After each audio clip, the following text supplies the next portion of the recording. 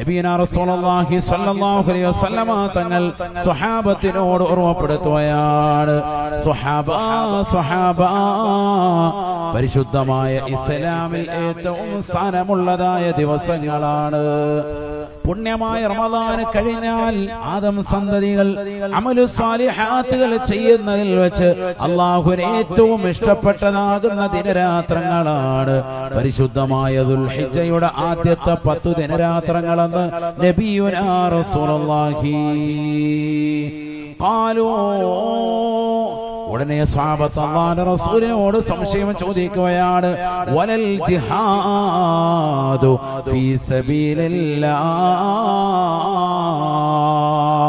അല്ലാഹുവിന്റെ മാർഗത്തിൽ ധർമ്മസമരത്തിൽ പങ്കെടുക്കുന്നതിനേക്കാൾ ശ്രേഷ്ഠതയുണ്ടോ റസൂലേ? ഈ പുണ്യമാക്കപ്പെട്ടതാകുന്ന മാസത്തിൽ ദുൽഹിജ്ജയുടെ ആദ്യത്തെ 10 ദിനരാത്രങ്ങളിൽ അമൽ ചെയ്താൽ അതിനേക്കാൾ മഹത്വമുണ്ടോ റസൂലേ?